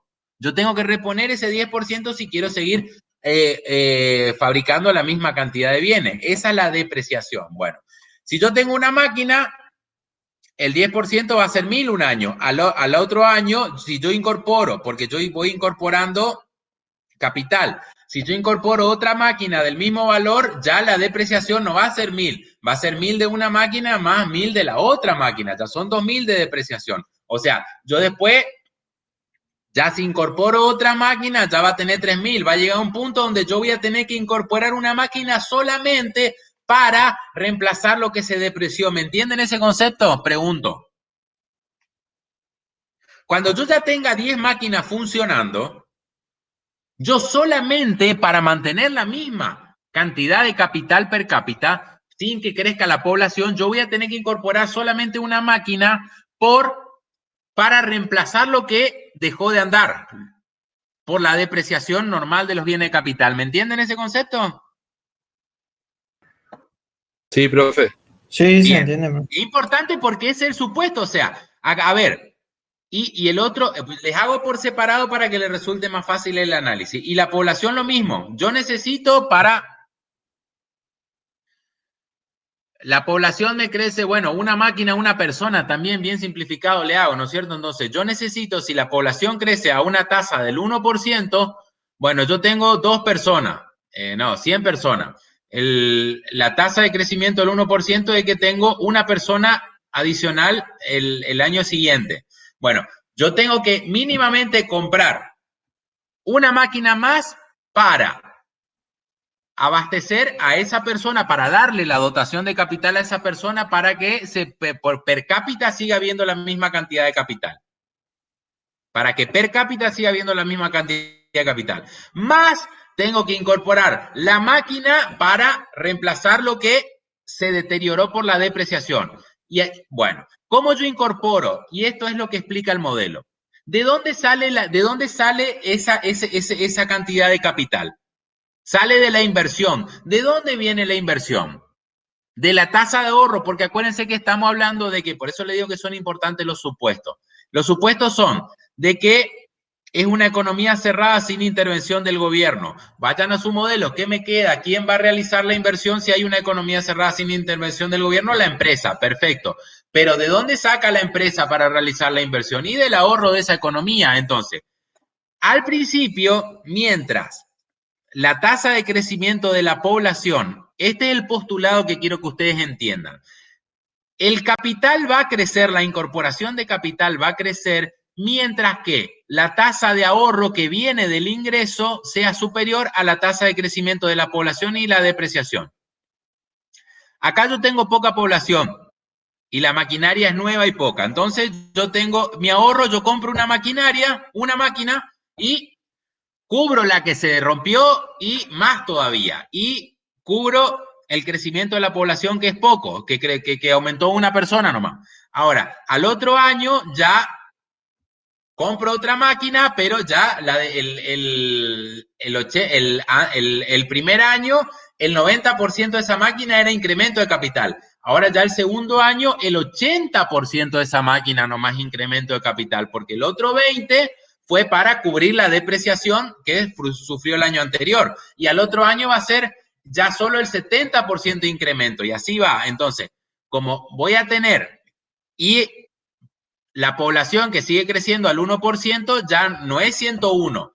Obviamente, no, la gente no es 1,1. Sería difícil eso. Pero en los millones, en miles de personas, el 1,1 son, por ejemplo, que aumenten 10 personas más. Entonces, yo simplemente, o sea, yo sigo teniendo mi tasa de ahorro, que es la que se canaliza en la inversión, cada vez en mayor proporción me va cubriendo el crecimiento vegetativo de la población y el crecimiento de la depreciación de la maquinaria. Hasta que llega un punto donde, acá fíjense que quiero que entiendan lo que es el estado estacionario. Llega un punto en que el ahorro que tengo, a ver si me entienden bien esto, y el que no pregunta, porque acá está la clave de todo. El ahorro que yo generé solo alcanza para realizar una inversión que me cubra el crecimiento de la población más las depreciaciones de esa situación. No incorporo, no crece la cantidad de capital per cápita. Entonces, en ese punto, ¿qué va a pasar con mi ingreso? Va a ser el mismo. La tasa de crecimiento va a ser la misma. Entro en un estado estacionario. Si no puedo incorporar más capital, no voy a crecer más.